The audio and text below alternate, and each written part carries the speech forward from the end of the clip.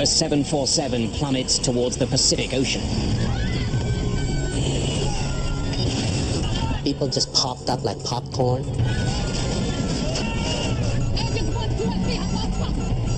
This airplane is totally out of control. It is going to crash. In 2 minutes, China Airlines Flight 006 drops 10 kilometers through the clouds. Airspeed 270, 280, 290. The plane begins to tear itself apart as it spirals towards the sea. I closed my eyes. I thought I was gone. Altitude 15,000 feet, 12,000 feet, 10,000 feet. Emergency, emergency.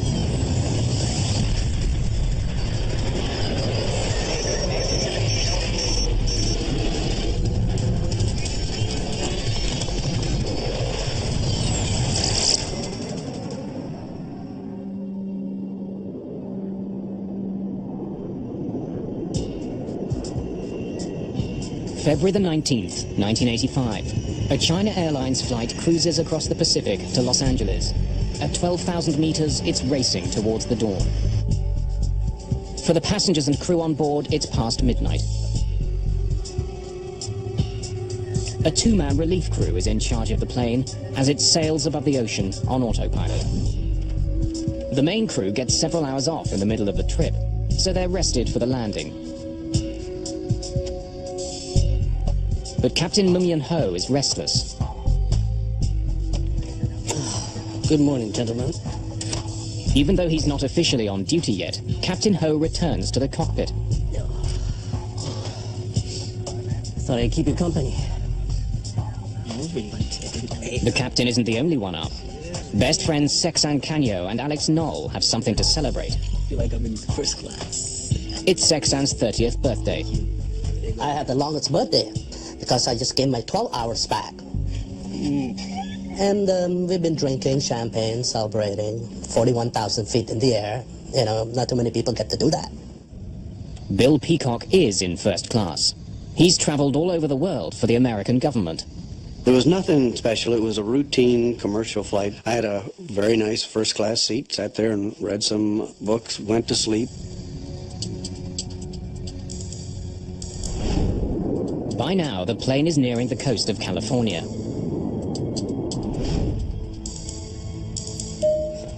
Good morning, ladies and gentlemen. We will shortly be serving you breakfast. For those of you who wish to adjust your watches, the local time in Los Angeles is now 7 a.m. Sleep well? Very well, sir. Thank you.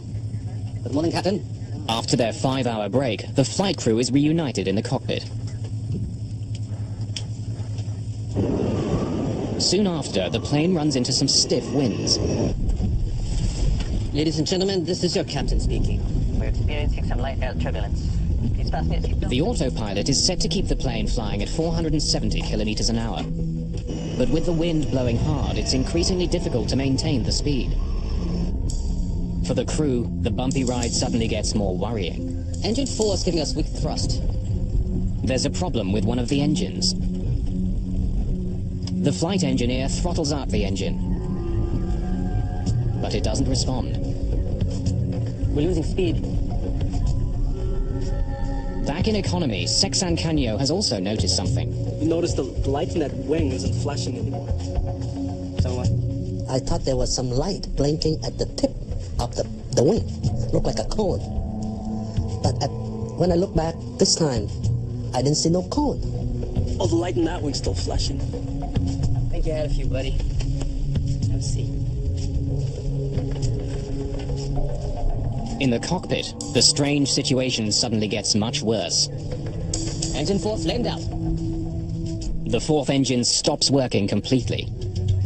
Take a look at engine out procedures. Work out a 3-engine cruise altitude. Yes, The problem with the fourth engine isn't a complete surprise. At the pre-flight briefing, Captain Ho was told that a repair crew had worked on engine 4 before the flight. Perhaps the engine still wasn't working properly. We had a snag advisor on engine 4 before we took off. Yes, sir. Maybe that's it. Without the fourth engine, the plane continues to slow down. Airspeed 240. Call Oakland Center and request a lower altitude. Oakland Center. Dynasty 006, requesting new altitude. Dynasty 006, stand by.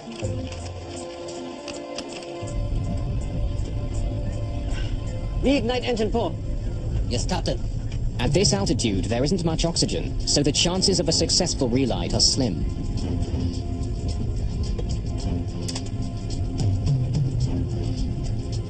No response. As the crew try to restart their engine, their plane slowly begins to roll to the right. Dynasty 006, you're cleared to flight 240. We're banking right, Captain. Airspeed 230. As the plane continues to turn and slow down, it's in danger of stalling. Altitude hold off. Nose down. Hoping to increase his speed, Captain Ho tries pushing the plane's nose down. Nothing the crew does seems to help. Their jet is banking more and more steeply. Dynasty flight 006, Oakland Center, how do you hear me? Airspeed 220. We're banking right, Captain. I'm disengaging autopilot.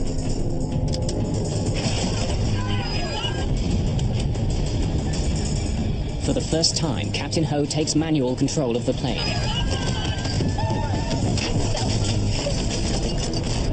He struggles with the controls, but the plane has veered into thick cloud, and he can't see the horizon as he tries to keep his jet level. I've lost ADI. The ADIs have malfunctioned. It's going out of limits.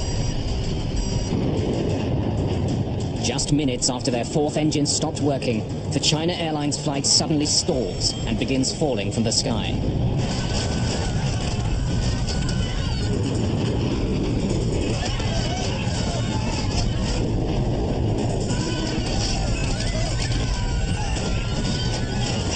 People just popped up like popcorn, hitting the cabin, and all the tray was flying. Hot tea, pots, noodles, and all the luggage in the compartment were hitting people. You could hear rivets popping. It sounded like bullets were hitting the outside of the aircraft, which, you know, we're out in the middle of the ocean. Nobody's shooting at us. At that time, we didn't know we were going to live or die. China Airlines Flight 006 is out of control and hurtling towards the ocean.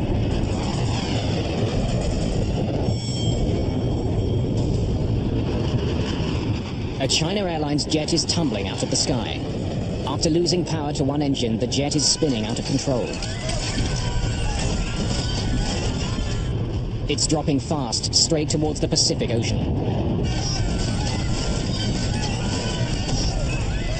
You can see the stewardesses, all these people who didn't have their seatbelt on, they were flying.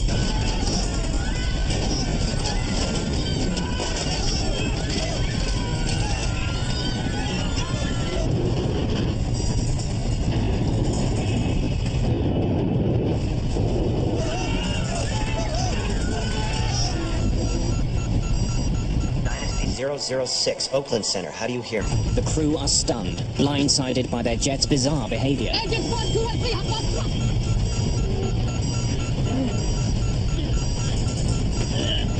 No response, brother. Dynasty 006, Oakland Center, how do you hear me? Airspeed 270, 280, Dynasty 006, Oakland Center, how do you hear me? Struggling against the plane's wild motion, the flight engineer tries again to restart his fourth engine.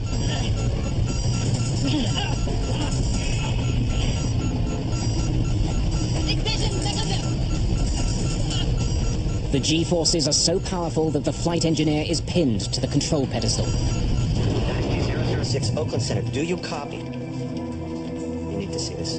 In Oakland, air traffic control spots the plane's sudden descent. In a matter of seconds, the plane falls almost 3,000 meters. altitude 370, 360, 350. In the cabin, the G-forces are punishing.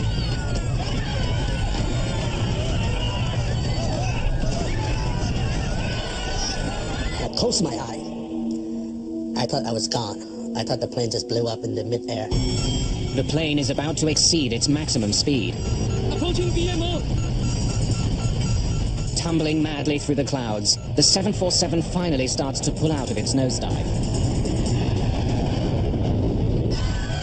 As the plane rights itself, the G-forces change direction. The passengers are pressed to the floor, feeling 5 times their normal weight. I remember looking over at this dignified, older Chinese gentleman who was sitting across the aisle from me. And his face was being contorted like this, like he was lying on his side in a wax museum in a fire. I mean, his face was just all contorted. As the crew struggles to regain control of the plane, it begins to slow down. Airspeed 180 knots and falling. Dynasty 006, Oakland Center. How do you read me? Airspeed 140 knots and falling. The jet is still dropping, but not as fast. This could be the crew's chance to regain control. I knew we were really in trouble because G-forces, instead of being horizontal, started moving around to the vertical. So we were being pushed down into our seats instead of sideways. As their speed continues to fall, the flight engineer reaches desperately for the engine throttles. Airspeed 80 knots and falling. But the engines don't respond. No response. The engine is flamed out. After tumbling 3,000 meters in 30 seconds, the jumbo jet plunges again into another free fall.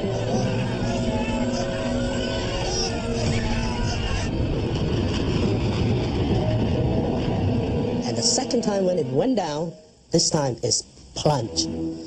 I mean, it went down. The change is swift. Once again, the passengers feel pulled towards the nose of the plane. You know, this airplane is totally out of control. It is going to crash. And stuff, we're sliding around and flying around and shoved to one side and then shoved to another side. So it was kind of like being on a boat that gear is broken loose and it's just going back and forth with the waves. Ugly.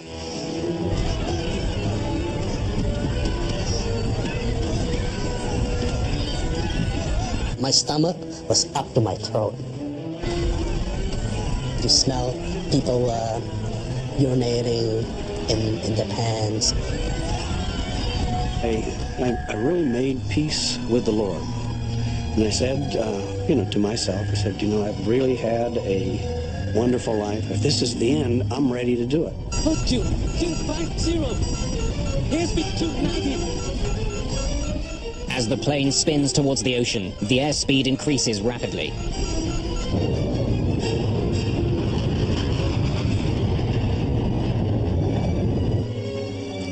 Dynasty 006. With the crews struggling to control the plane, 6 separate calls from air traffic control go unanswered. The stress of the dive tears the landing gear doors off the plane. In less than a minute, the plane drops 6 kilometers. He said, "I love you, man." I told him, "I love you, man." And we said goodbye to our wife. And he said something about his belonging. He gave all his belonging to his wife. And that's when we just start pushing our chair back together. Altitude 15,000 feet. With no visible horizon line, Captain Ho doesn't know which way is up. It has BMO. Without a reference, he can't stop the plane from spinning. Emergency. Emergency. After blindly plunging thousands of meters, the plane finally breaks free from cloud. And when this thing was falling down, it looked like you have a magnifying glass and you went like that. And all of a sudden the white water break coming closer and closer, faster and faster. It's like incredible, and we thought we were going to die. Altitude 12,000 feet. As he struggles for control, Captain Ho has only 30 seconds before his crippled plane smashes into the ocean.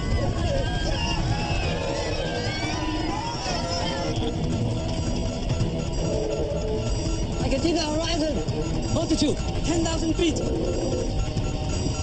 For the first time since beginning his harrowing descent, the captain can now use the horizon line as a reference in leveling the plane. As he tries to pull the plane out of its dive, the passengers pay the price. Their bodies are forced into their seats, battered by another dramatic change in direction. The G-force was so strong, and I weighed 200 pounds, so my weight was almost 1,200 pounds. It's a race against time, and the plane starts to win. ATI is coming back. As the plane finally begins to level, the attitude indicators return to normal. ATI is coming in. More importantly, as mysteriously as the incident began, 3 of the plane's engines regained power.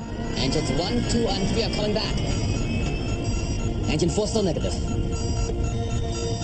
Reignite engine 4. Yes, Captain.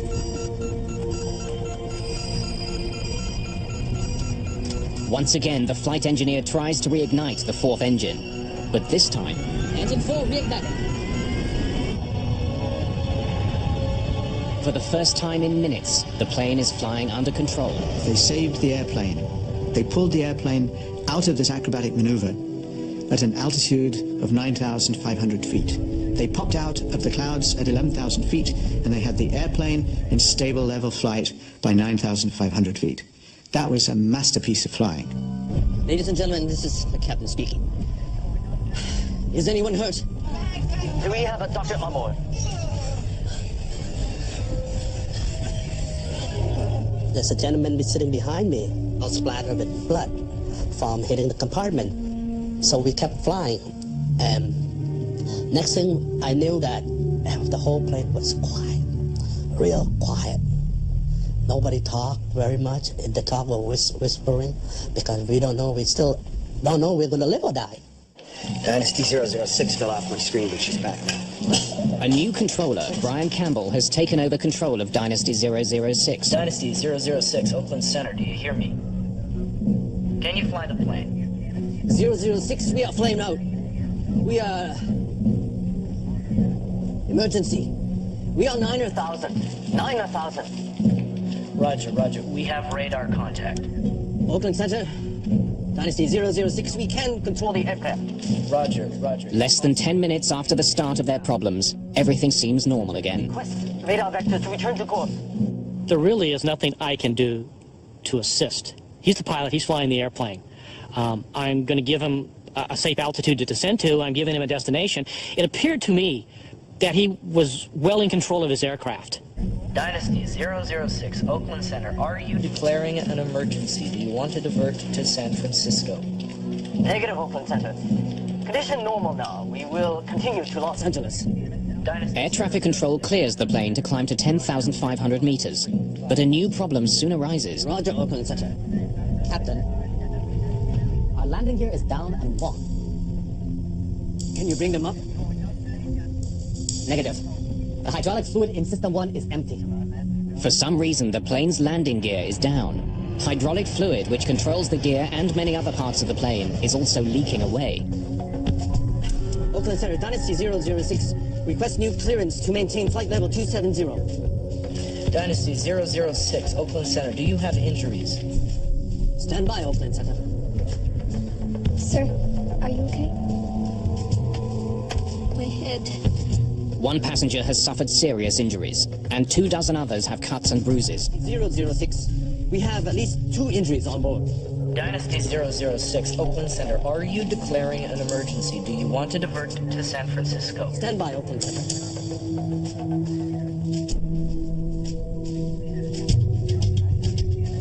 Oakland Center, Dynasty 006, we're declaring an emergency. We request a direct route to San Francisco. Well, they cleared all the other airplanes out of the way. They gave him clear runway, so nobody was waiting. Didn't have to wait for anybody else. He went straight in for a landing. Dynasty 006, Oakland Center, you are now cleared. You are free to descend at pilot's discretion.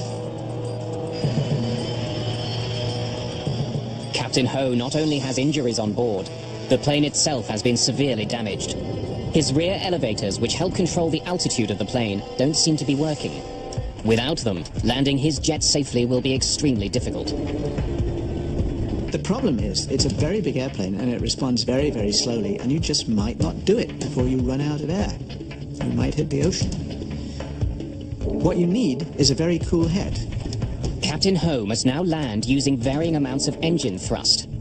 After pulling the plane out of its terrifying dive, if he makes one mistake, Flight 006 could still end in disaster.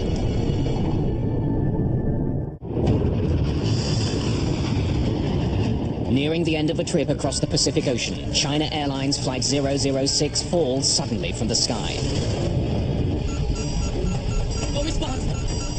The engine is flamed out! Emergency! Emergency! After a terrifying plunge, the crew manages to wrestle the plane level again. But the jet is badly crippled. The elevators aren't working. Without them, Captain Ho has to land mostly by reducing power to his engines. It's a controlled fall towards the runway. As we came in, we flew over the house in Atherton where I had lived, where my kids had been born. And I looked down and said, boy, this is fitting. If we don't make it down, or if this plane explodes on landing because it's been so badly torqued and ruptured, you know, at least I got to see that.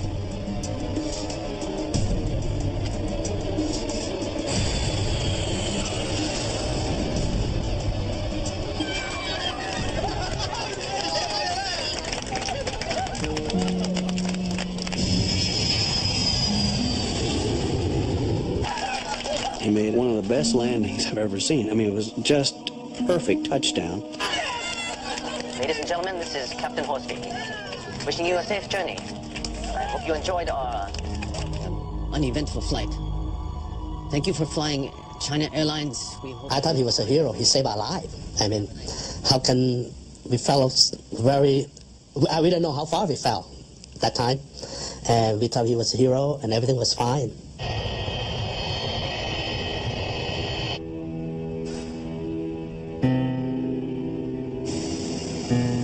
On the ground, the full extent of the damage to the plane can be seen. I saw this enormous piece of extremely complicated machinery that is much larger than most buildings, sitting there on the tarmac with bits ripped off it. Parts of the entire tailplane at the end were ripped off, as though a tornado had come through or a crane had been in and ripped pieces out of it. It was a very sobering experience. It's clear why the crew had such a hard time landing the plane. Enormous chunks of the tail are missing, either torn off by the stress of the dive or crushed when the landing gear doors broke loose. If the damage had been much more severe, the crew wouldn't have been able to regain control of their jet. 24 passengers have minor injuries. Only one requires hospitalization, but is soon released. A near disaster was avoided, but what had gone wrong in the first place? The National Transportation Safety Board arrived that very day and launched their investigation. The cockpit voice recorder is sent to Washington, but it's designed to tape over itself every 30 minutes. None of what happened in the cockpit during the terrifying plunge from the sky remains. Without a cockpit voice recorder, we had to reconstruct what the crew said and how they interpreted things and what was going on in the cockpit to the best of our abilities with the other data that was available to us. A record of the plane's instrument activity during the flight has been captured by the flight data recorder. But again, the team runs into a problem. The flight data recorder experienced unprecedented stress during the dive. There were electrical interruptions too, which caused gaps in the recording. The FDR information will have to be recovered using painstaking techniques of reconstruction. It's a frustrating start to the investigation. Investigators begin with what they do have. Passengers and crew report that just before the failure of the jet's fourth engine, the plane flew through unexpected turbulence. Had this caused the engine to fail? Satellite weather maps revealed that there was indeed heavy air turbulence over the Pacific. But it wasn't severe enough to cause engine failure. The jet's 4 engines are tested and studied. Even after the horrific dive through the sky, they're found to be in working order. However, given the previous history of problems with Engine 4, it receives particular scrutiny. They had an anomaly with one of the engines. They believed that the engine had flamed out, or that there was something seriously wrong with the engine. The wear on a small throttle valve trimmer is measured. It's worn down by only 4/1000th of an inch, but that's enough to restrict the fuel flow to Engine 4. Engine 4 is giving us good thrust.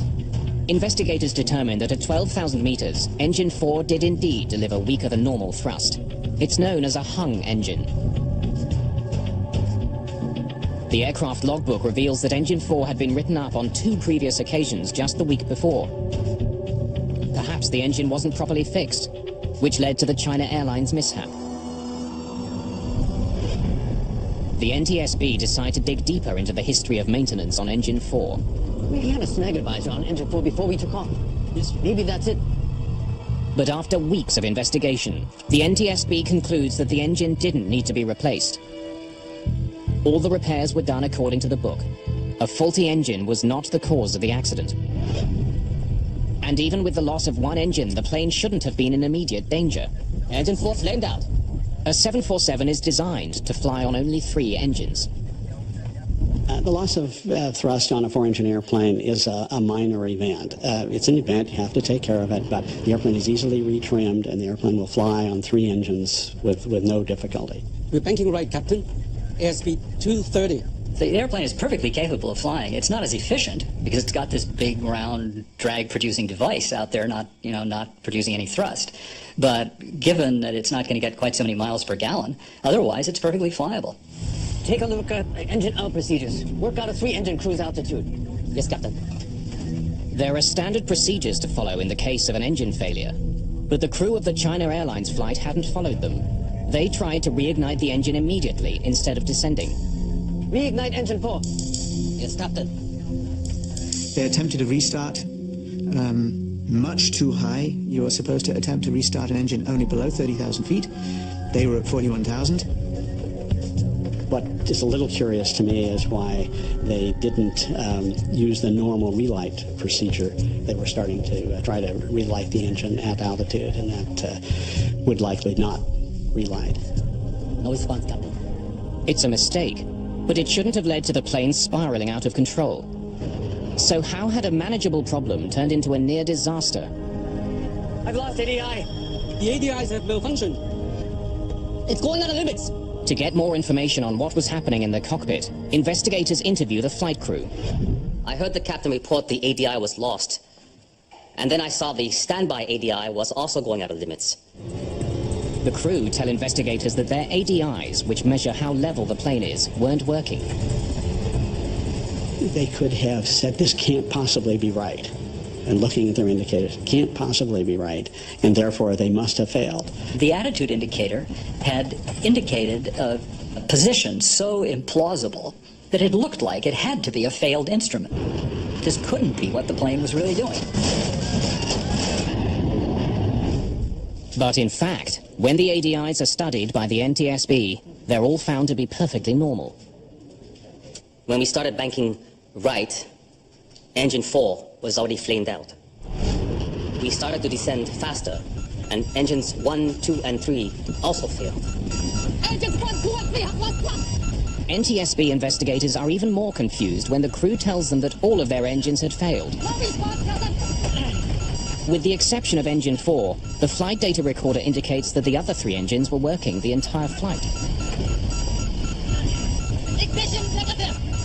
If the engines had all failed, there would have been a host of other problems, such as cabin depressurization, but that didn't happen. Engines 1, 2, and 3 are coming back. Finally, when we descended lower in altitude, 1, 2, and 3 came back, and we were able to reignite engine number 4. Engine 4 reignited. At the end of the dive, the crew had the plane under full power. It was a remarkable recovery. But to investigators, it's a puzzle. The story the crew is telling doesn't match up with the evidence they've uncovered.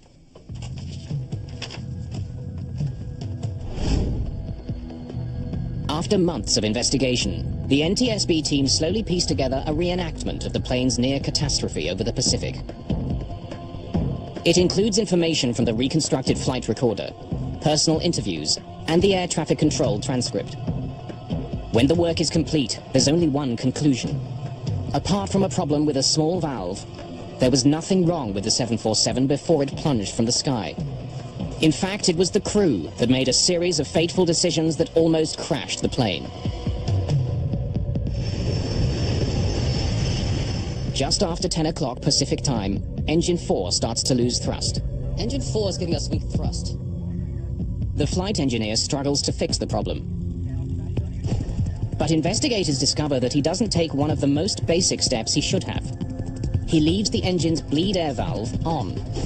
The bleed air valve takes air generated by the engine to help cool the plane. When an engine isn't working properly, the valve is supposed to be closed, so the engine can use all available air to restart. It's a little puzzling that the flight engineer didn't shut off bleed air. And in my mind, the most likely reason for it is that he didn't expect to be told to restart the engine at 41,000 feet. And so when the captain instructed him to try some restarts, he just kind of wasn't ready with his checklist. He was doing something out of order. And that's why it didn't occur to him to shut down the bleed air. The end result is that the engine, which is slow to start, won't start at all. Unwittingly, the flight engineer has started a ticking clock. Engine 4 is slowly losing its ability to stay lit. We're losing speed. With more engine power on the left wing than the right, the China Airlines flight begins turning. In order to keep it from turning to the right, the proper thing to do would have been to step on the rudder. That would have produced a twisting force, so to speak, that would have overcome the imbalance of the engines. But instead of adjusting the rudder himself, Captain Ho continues to let the autopilot fly the jet. The autopilot is designed not to move the rudder. The autopilot can adjust the ailerons and spoilers on the plane's wings, but these flaps aren't strong enough to overcome the imbalance that the plane is experiencing. Without the help of the rudder, the plane's turn becomes steeper and steeper. Now, it's possible that he'd forgotten that the autopilot didn't use the rudder. He may have been assuming all along that the autopilot was just flying the airplane the way a human being would have, which it wasn't. Engine 4 flamed out. Investigators discover that after losing power to his fourth engine, Captain Ho continues to leave the autopilot on. He doesn't take complete control of the plane. He doesn't adjust the plane's rudder with his left foot. Airspeed 240. He didn't use the rudder to compensate for the lack of thrust on the right outboard engine. The airplane started to lose speed, and one thing led to another, and in the end, it was really that little error of airmanship, the failure to step on that left rudder pedal, that triggered everything else. Reignite engine 4. You stopped it. Rather than taking control of flying the plane, Captain Ho's attention seems to be focused on his engine problem, something that his flight engineer could handle on his own. No response. It's really critical that attention be paid to flying the airplane. But it's happened over and over again in aviation that the crew gets focused on a problem with a system, in this case an engine, but it could have been a light bulb, it could have been any other malfunction. And if everybody's focused on that and nobody is flying, then they're not prepared for what's happening to the airplane. The plane enters a critical moment. It's about to flip on its side and enter a nosedive. The NTSB believes that the captain was concentrating on his airspeed indicator, but seemingly fails to notice the instrument directly beside it, his attitude indicator. This instrument would have warned him that his plane was starting to roll alarmingly to the right. They concentrated on one part of the phenomenon and lost the full picture. And as they lost the full picture, they lost apparently a very important part of any instrument flying, which is the scan. You look at all of the primary instruments, one after the other, and whatever is going on, you look at them all constantly. During the plane's nosedive, it flies through thick cloud.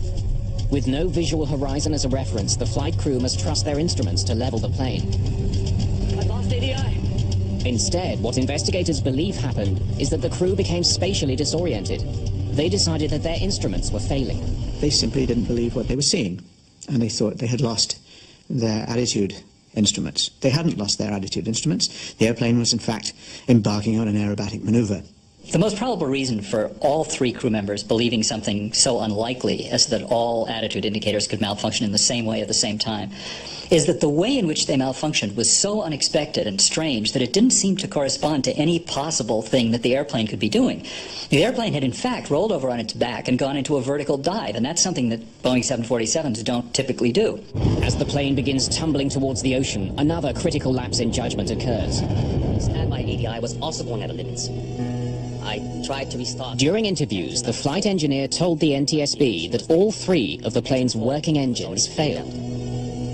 We started to descend faster, and engines 1, 2, and 3 also failed. But the flight data recorder shows that, in fact, they were still working. In the heat of the crisis, the engineer had made an enormous mistake. Engine 1, 2, and 3 have lost thrust. The investigation reveals that as the plane fell, the thrust in each engine was indeed reduced dramatically. But the cause wasn't engine trouble. The engine throttles had been lowered to idle in an attempt to slow the furious fall of the jet. It was something the engineer missed in the chaos of the dive. You can understand why the flight engineer might have been confused about this situation if he had not seen the captain pull the power to idle on the engines. He would reasonably assume that the fact that they went to idle was a problem rather than intentional. Investigators also believe that they know why the engines didn't give the crew more power when the engineer tried to throttle them up. The cold temperatures at 9,000 meters would stop them from responding quickly.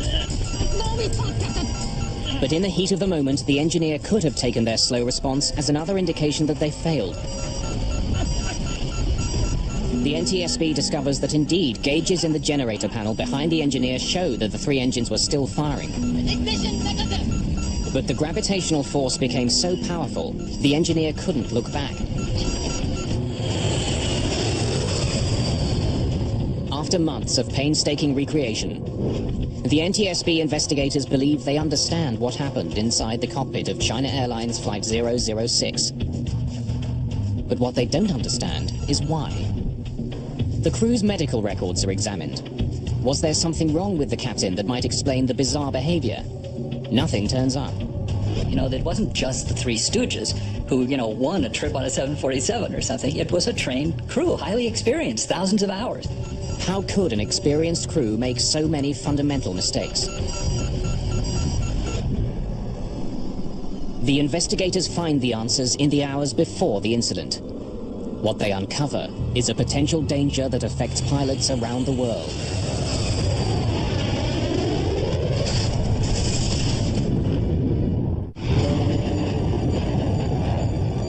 In 1985, a series of small pilot errors lead to a terrifying plunge from the sky. Spinning wildly out of control, a China Airlines flight tumbled 10 kilometers towards the Pacific Ocean. By the time the crew regained control, the plane was badly damaged. Amazingly, everyone on board survived. Investigators have uncovered a series of mistakes which nearly led to the death of everyone on board China Airlines Flight 006. But how could an experienced, well-trained and healthy crew make so many mistakes? The NTSB team decides to examine all of the factors affecting human behavior, including a new field of research. For the first time, as far as I know, in a report, the circadian rhythms, the biorhythms, the day and night functioning of the body was seriously taken into account as a possible explanation of why an extremely experienced Boeing 747 captain didn't notice things that to other pilots might have seemed obvious, such as the fact that his airplane was busy flipping on his back when he was attempting to deal with an engine problem. Although Captain Ho had the required 15 hours off duty before flying that day, the NTSB investigators take a closer look at the captain's schedule before the night of the flight. I do not think I was fatigued. I can't say I slept well during the flight. This accident occurred at what would be about 2 a.m. local time. And that's pretty significant. Most people are asleep around 2 a.m. So this incident occurred at a point in his, what are called circadian rhythms, in his body clock, where he would be at his deepest sleep. I remember also that he had gone back into the crew rest area on 747, and he said he'd rested for 5 hours and slept for 2. But another thing I remember from his interview is he said, you never really sleep well on the airplane. Captain never sleep well during the flight. I worked many years for this airline, but I never had this problem before. That seemed like a very true statement. It's hard to get a really solid sleep on the airplane, particularly if you're the person in command, as he was. So, putting it all together, we saw this was an experienced crew, a qualified crew, and they were flying on a schedule that would make them susceptible to some of the negative or adverse effects of fatigue. During 6 flights in the previous 6 days, Captain Ho had covered a total of 18 time zones. Thought I'd keep you company. The NTSB research suggests that desynchronisis, or jet lag, may have been a cause. And I think all these factors certainly would have contributed to his being performing at less than his full potential at the time. Investigators also take a closer look at the very machinery that is supposed to make long-distance flying easier. Take a look at engine out procedures. Work out a 3-engine cruise altitude. Yes, Captain. We have people in the front of airplanes because we believe that in circumstances which nobody has foreseen, the human being in the front of the airplane can react creatively, can solve a problem that nobody has thought about before in real time. And automation can't solve problems that nobody has thought about before in real time in quite the same way. The NTSB concludes that possibly fatigued from air travel and bored by the monotony of his tasks, We're banking right, Captain. I'm disengaging autopilot.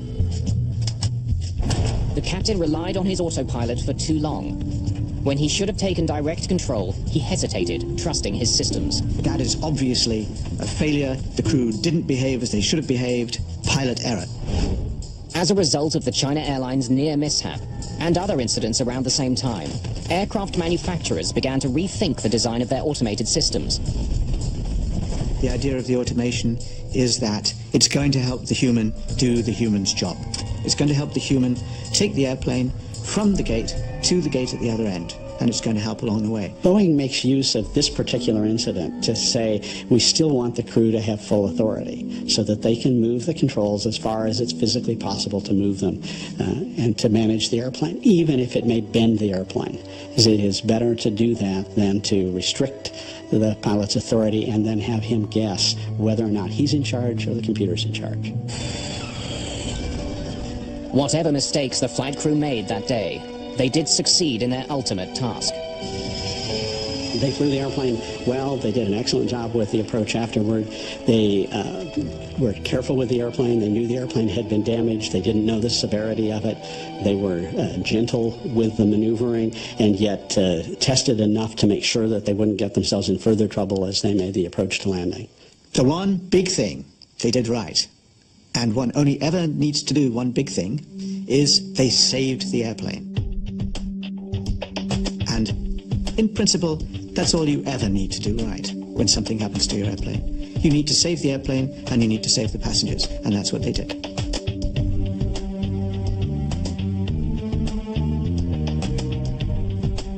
How can you forget something like that? That I survived through that. So it's hard for me to forget that I was lucky and it wasn't my time yet. The pilot saved our lives. He got us into it, but he got us out of it. And perhaps there was one other hero that day, the Boeing 747 itself. It was put through maneuvers and stresses that far outweighed its known limits. And yet, despite it all, the aircraft survived and landed safely.